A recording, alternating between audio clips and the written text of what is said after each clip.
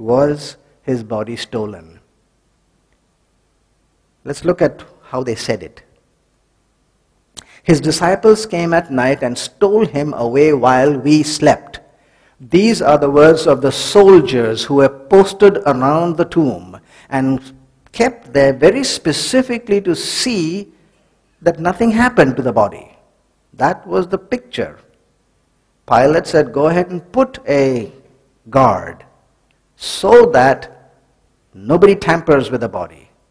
And then the soldiers said, his disciples came at night and stole him away while we slept. You read that sentence and you know it's false. You know why? Because you are either asleep or you're awake. You can't be both. If you are asleep, how did you know that the disciples came and stole? And if you were awake, then you had the shields and the swords and the spears. How come you didn't stop them? So that sentence itself tells you that it's internally inconsistent to say, I was asleep, but I know who did it.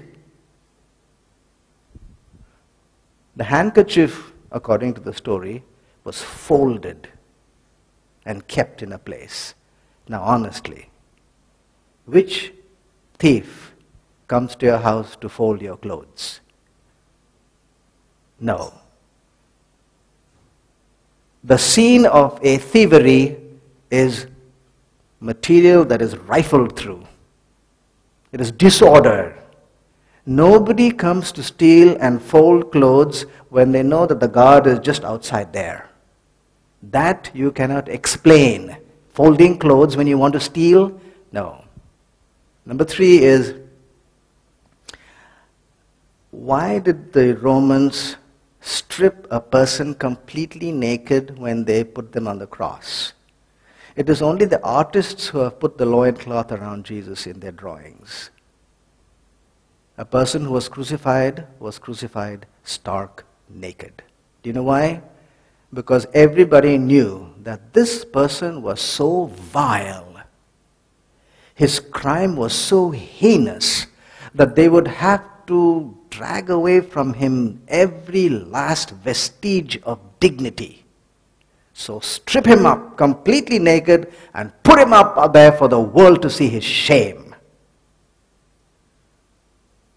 And then we are telling now, because when we look at the story, the body was gone, but the clothes, the wrappings were still inside the tomb. And therefore we must make the theory that the disciples took out a naked body. Now I come from the East. The relationship between a follower and a guru is very close and very loyal and very respectful.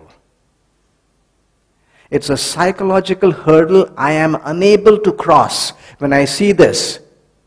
When they tell me that the disciples took away his naked body, you are trying to tell me that they were doing exactly what the Romans wanted to do to him and shame him completely to the last degree? Why would they do that? There is no explanation, because no follower of a revered guru or teacher in the East will ever even hint of exposing the nakedness of his master. That would be an unthinkable suggestion. And so to me, who comes from the country where it really took place, in the eastern parts, I find it a psychological hurdle I cannot cross.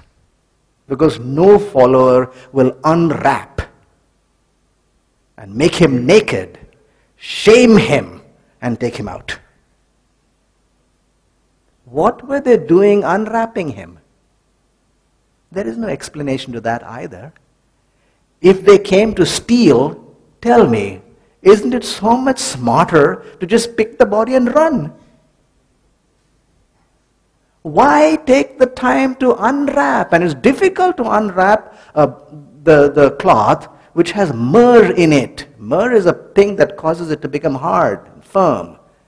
You unwrap that, again, no explanation over there. Hard to give an explanation. And number 4 or 5, what motive did they have to do that? Had they planned earlier to do that and say he would rise from the dead? Only then they would do it. Are you with me? If they had made it planned as a conspiracy.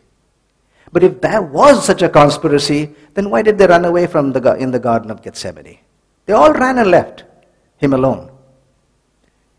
If they really had a plan to tell the world that he was going to rise from the dead, then why would Peter deny a small damsel's pointing finger? If they really had the conspiratory plan, then he would have told that lady, he said, hey, come here. You see him now? Spat upon, slapped, derided. Let me tell you something. He looks bad today. Wait till Sunday morning. Then we'll see who he really is. If they had a conspiratory plan. But no, he ran away himself. And so they had really no motive. They were afraid. Why would they do this against the whole Roman Empire? Hard to find reasons. And therefore, the disciples, we say, have no motive. They had not anticipated his resurrection. If they had, they would not have fled or denied him. Now we go to the other side. If the story is true, just say that the story is true. Do we have today any evidences that have been left around to say that the story might be true? There are three. The after effects of what happened, eyewitnesses, and what is known as dying declaration or deathbed confession. After effects, the change in the disciples and the fact of the Christian church. Perhaps the transformation of the disciples of Jesus is the greatest evidence of all for the resurrection.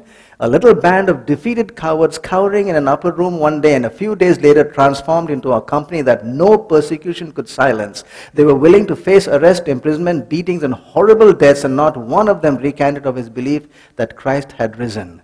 To think of the psychological absurdity of attempting to attribute this dramatic change to nothing more convincing than a miserable fabrication they were trying to foist upon the world, that simply wouldn't make sense.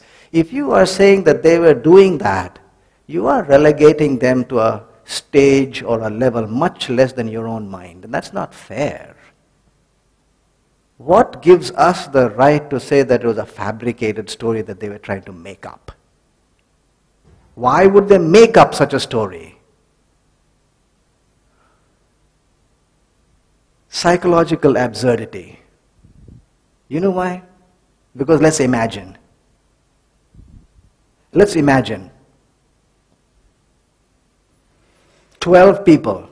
We call them together and talk to them and tell them, hey, you know and I know he died.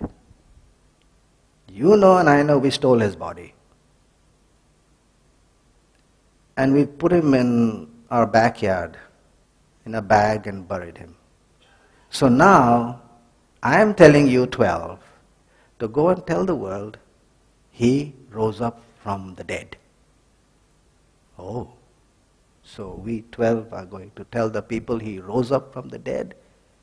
And what will the people do to us? Priests and the Jewish leaders, what they do to us?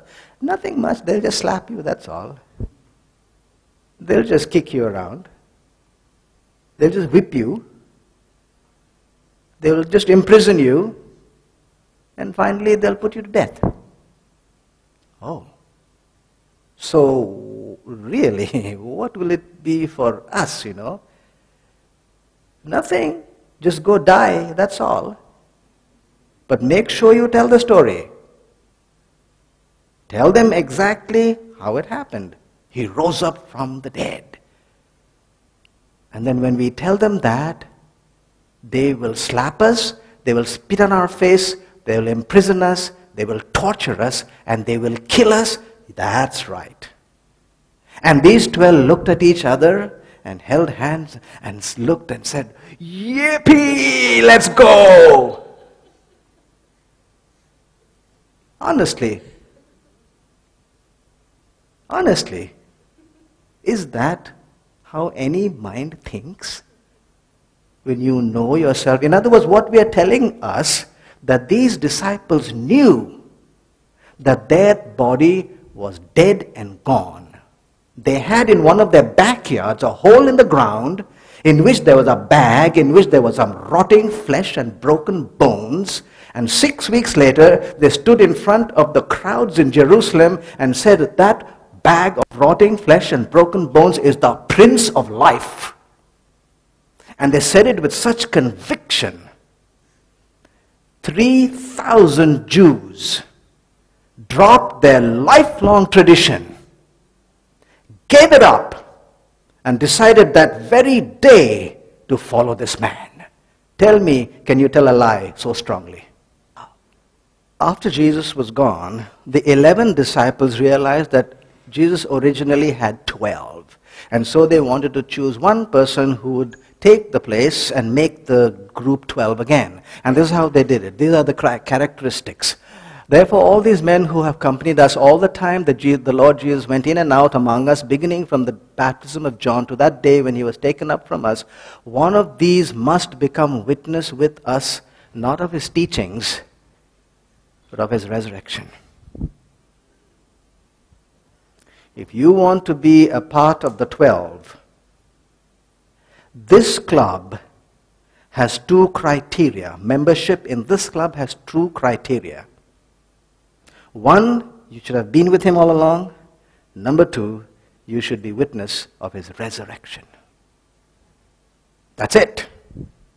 Don't worry about his teachings. That's secondary. First of all, you should say that you knew him. And secondly, you must say that you saw him alive with your own eyes. Only then you can join this group of 12. Christianity stands or falls with the truth of the resurrection. Once you disprove it, you have disposed of Christianity. Because Christianity came not at the cross, but after that. Because at the cross, everything was finished, like we saw a moment ago. The resurrection gave significance to all that they did. The institution of the church, then, is a historical phenomenon explained only by Jesus' resurrection. It's a historical phenomenon because you and I can see it. Today there is something known as Christianity. There is something known as the Christian church. You trace it back from today, this date, it will go back, and the only place it really stops as a point of its origin is the resurrection. Before that, there's nothing much. Without that, there's nothing much. Eyewitnesses. Do you know that this piece of literature, which is we call today the New Testament, it's an ancient piece of literature. Originally it was only in manuscript form, handwritten. It is the only piece of literature which talks about a story to which there were eyewitnesses. No other writing has that feature. Every other writing, somebody else saw. Nobody ever saw Gautama Buddha being enlightened under the ficus tree. Nobody ever saw Muhammad on Mount Hira talking to Angel Gabriel. All they accepted was what they said.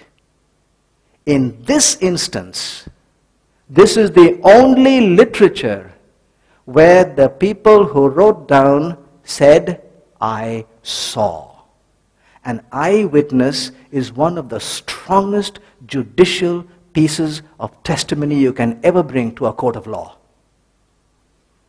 Those who from the beginning were eyewitnesses, but were eyewitnesses of His Majesty. He who has seen has testified. That which we have heard, which we have seen with our eyes, which we have looked upon and our hands have handled. What words! You will never find these words in any other ancient literature.